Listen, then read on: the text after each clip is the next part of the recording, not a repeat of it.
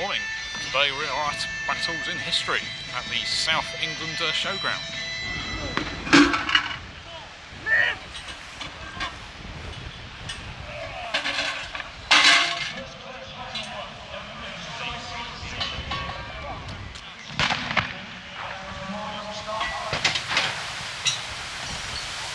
Yeah, definitely going to see an advanced tactic now.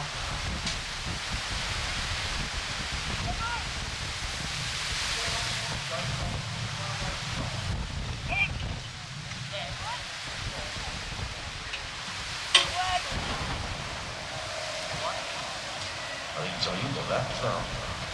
My friend, so you're going to see a normally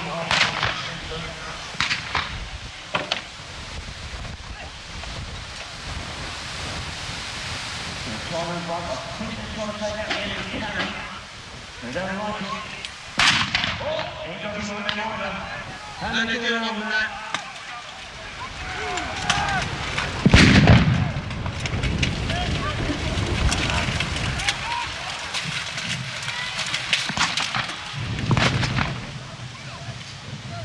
Sword and buckler versus longsword.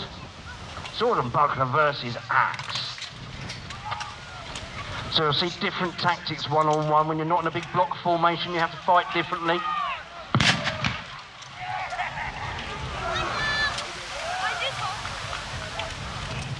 We've got 50-50.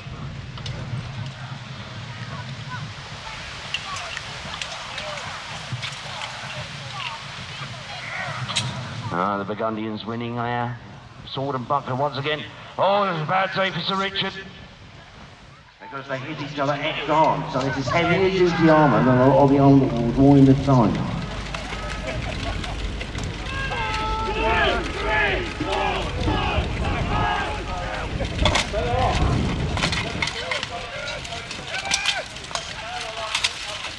So fighting in armour is all about fancy weapons work, wrestling, throws. It's a brutal affair, and this demonstrates that very active. You throw your opponent to the ground, he's neutralised. You can get up against your arm. You don't need to win the horses. Armour's not that heavy. The average infantry rifleman these days will be carrying more weight than a knight in harness. Harness runs normally about 60 kilograms. Ah, there we go. The sign of the cross. Sword up aloft, saying I want to parlay. Once again. Supposedly both these men have been knighted, men of honour. I have my doubts.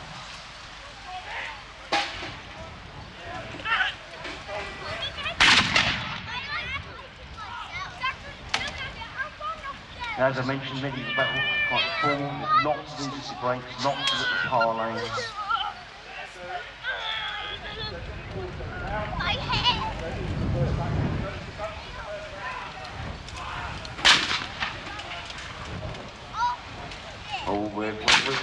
I've just popped into the parlay and I'm already at the stage of insulting each other's mothers. Yep, that one's gone west again. I'll get out of the way of this. Long swordsmen like to move around a lot, best not to stand too close.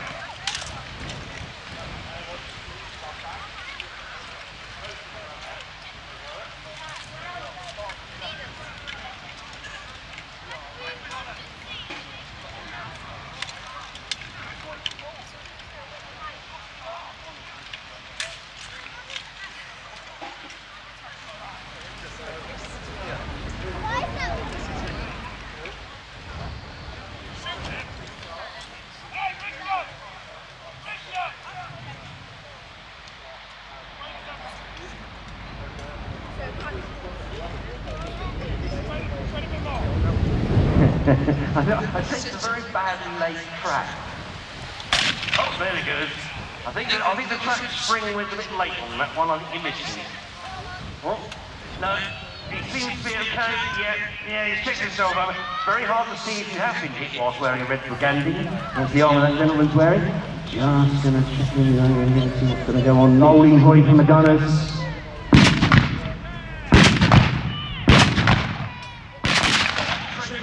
got to buy a lot of gun and I seem to be in the way again. That mine is bigger than yours, is crying from Louis of Burgundy.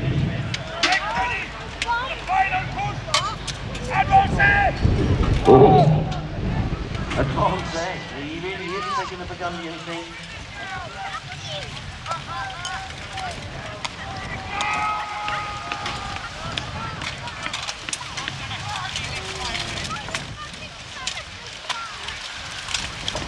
They seem to have lots of energy still, so I'm going to make them work for it as much as possible.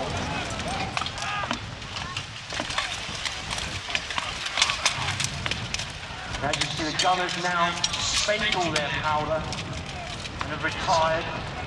So this is down to the fighting men now.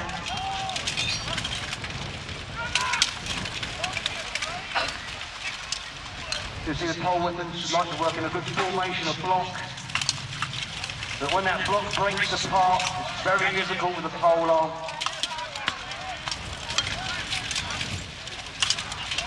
And this is just turning into a general relief. There's no formation. Well, one of the handguns still got powder.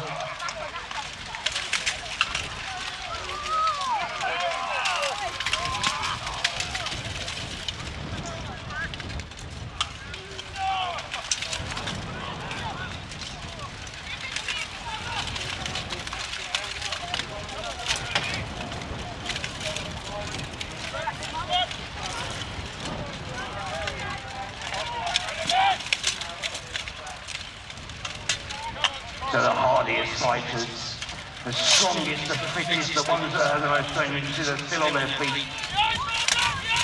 Or even sometimes just a lightly armed ones, they can maintain their stamina.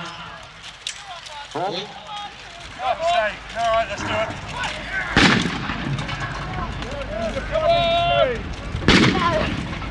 Two army commanders facing off against each other once again.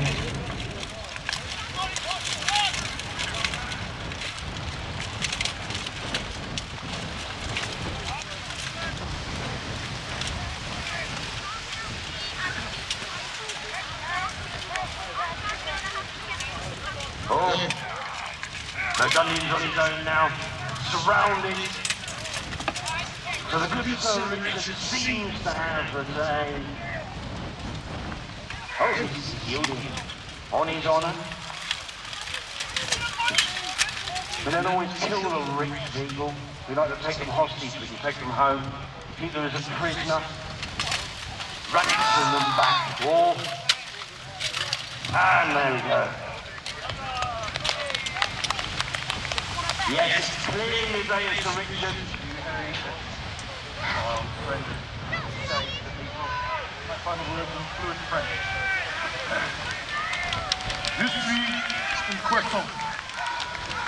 There you have it. Oh, that was quick. I didn't even get to see that. I missed that. I hope you saw that. So, if we get them all, I think now that's the end. Sir Richard has to stay out.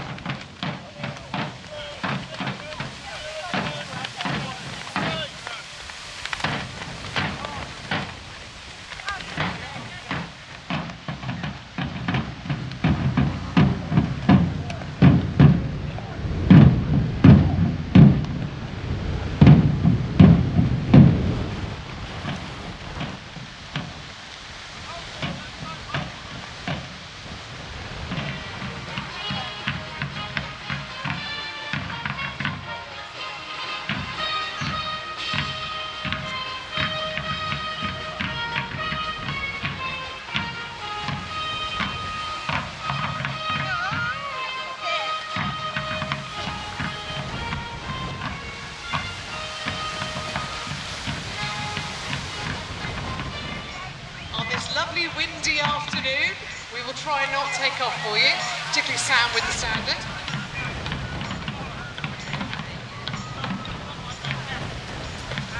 The year is 1644 and the Kingdom of England is divided.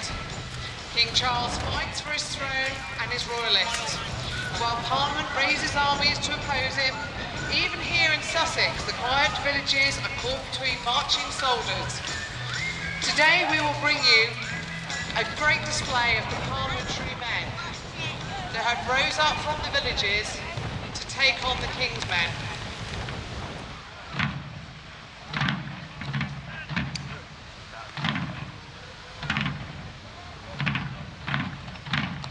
If you imagine a rank of 100 wide coming at you, about a dozen deep, they're quite a fierce body of men.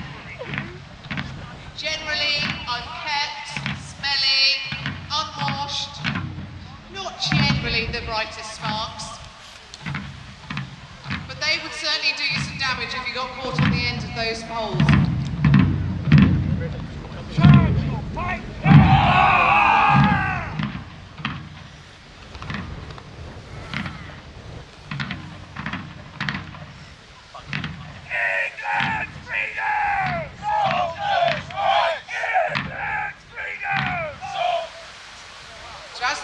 Come in to attack the body of Pike, you will find what they do in response.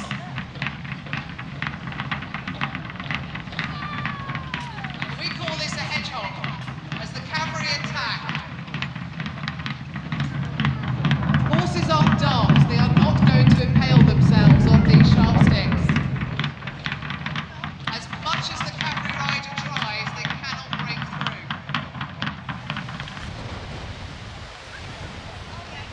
Front rank, would you kneel? Rear rank, close up over. Present your piece. Check your scouring sticks.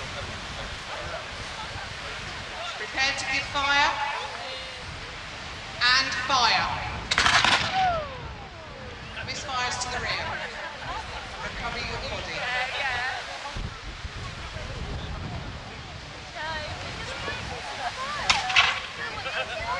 As they advance.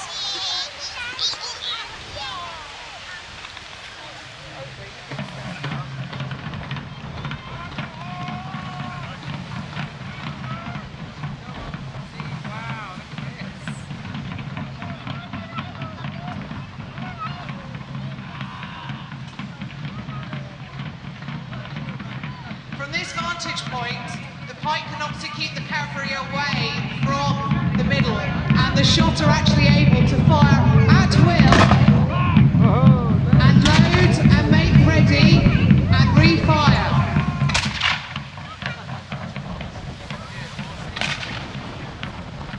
And this can go on for quite some time, keeping obviously the attacking cavalry at bay.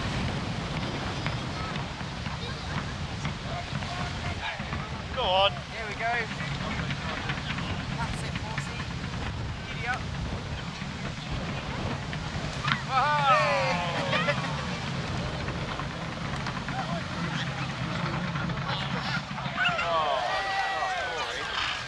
Check your scouring sticks. Prepare to give fire. And fire. Misfires to the rear.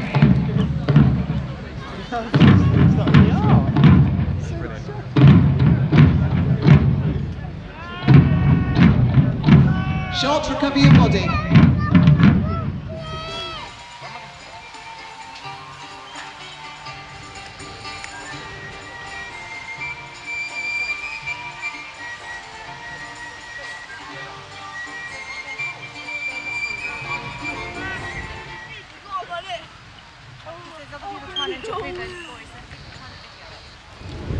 Number 1 gunfire.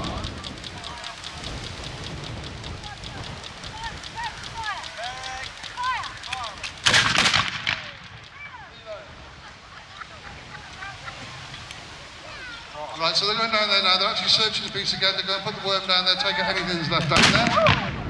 They'll then go down with a wet sponge. That actually dampens down the inside of the barrel, clears out any sparks that might be down there before they put down the next round. The round is then rammed home, the other end of the sponge and ram. And the buntsman will actually take a steel pricker and prick a hole down into the cartridge bag. Then a fuse is inserted and the gun is ready to fire again. Number 1 gun fire.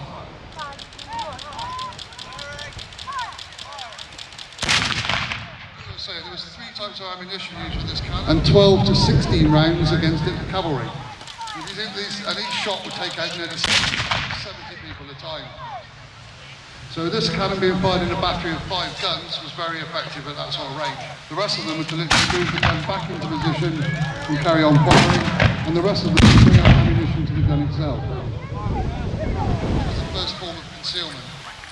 And they fight in 2 completely different ways. The redcoats would line up in lines of possibly 4 deep and actually stand their ground and carry on firing at the enemy as they march up towards each other, and they're firing at a range of around 40 yards, 50 yards, because their muskets were smooth bore and very inaccurate. The riflemen on the other side were using Baker rifles. So the Baker rifle, designed by an S. Baker, was actually had 7 grooves in the barrel. Much slower to load, but accurate to tilt on as they move up the field. At Waterloo, these guys, there was a big skirmish line right out in front of the battle line, nearly 2 miles long.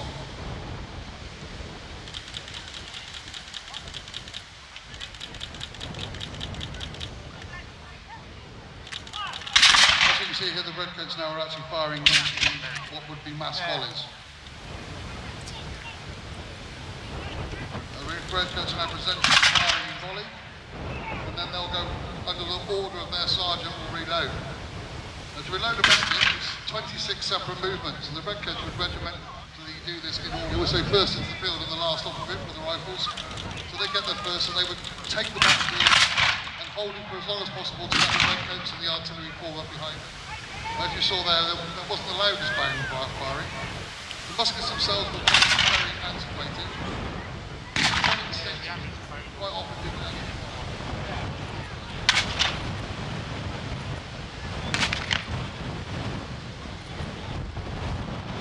You just basically, it's almost like a turkey shoot, you just kept shooting the man in front with it. So, okay, we're going to go through the loading procedure for a brown bess musket, because it is quite complicated, although we managed to teach this lot, so it can't be that hard.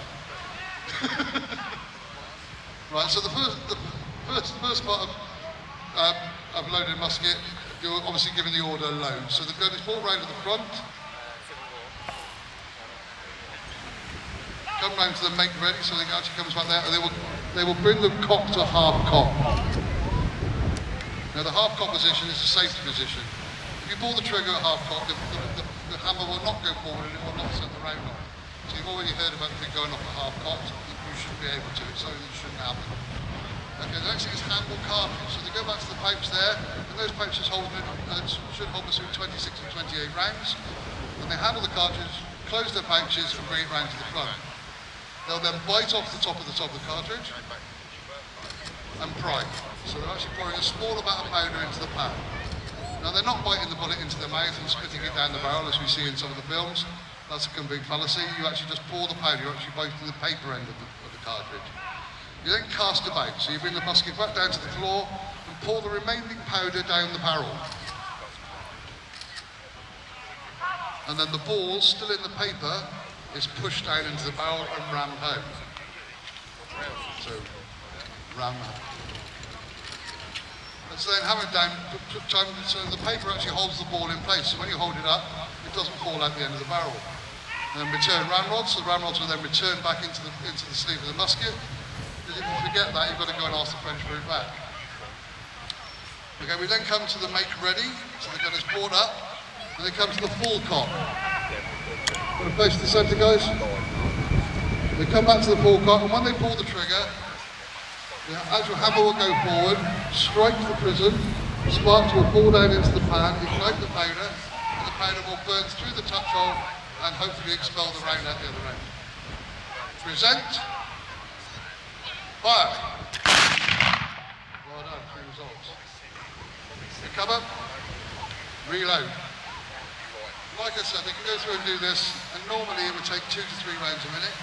If they were actually using a rifle and they'd be using a patch ball, they would actually put the rifle between their knees and actually almost like a hammer the ball down the barrel. So you actually use both hands to push straight down the barrel and push it out. That's because the ball's got to go into those 7 grooves to make the ball spin.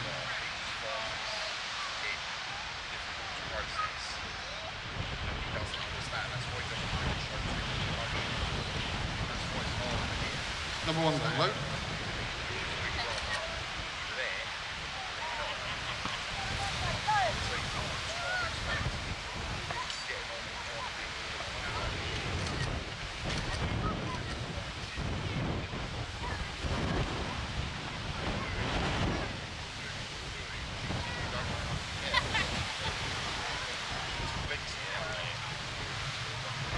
Back face.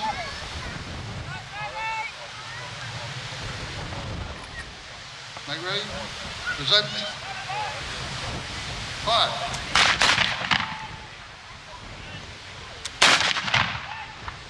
One down. Fire.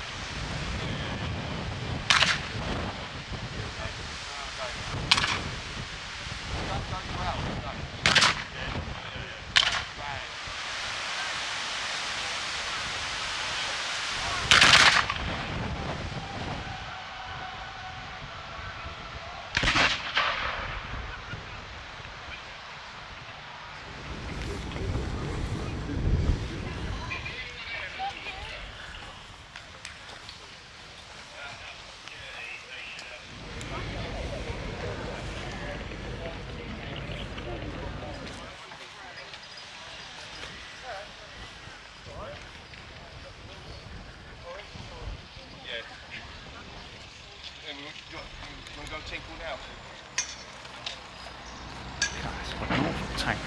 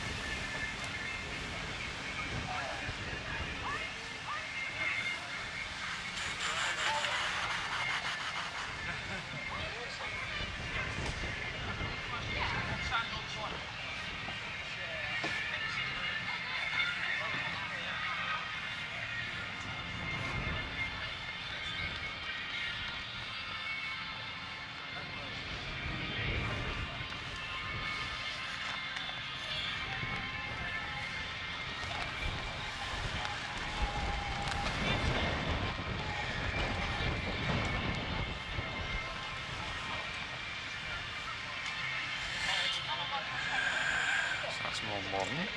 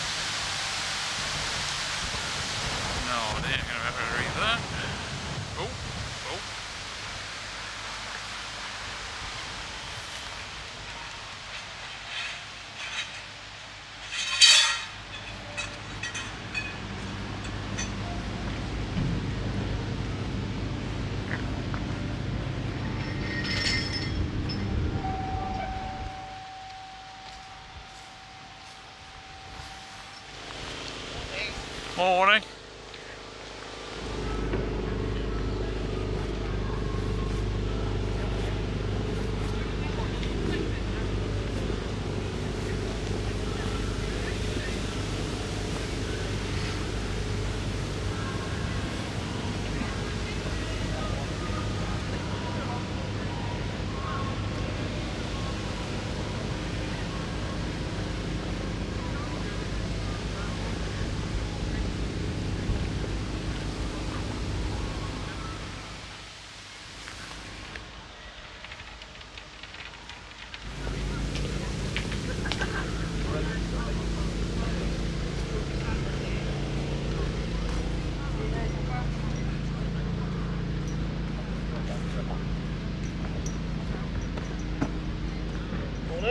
Morning.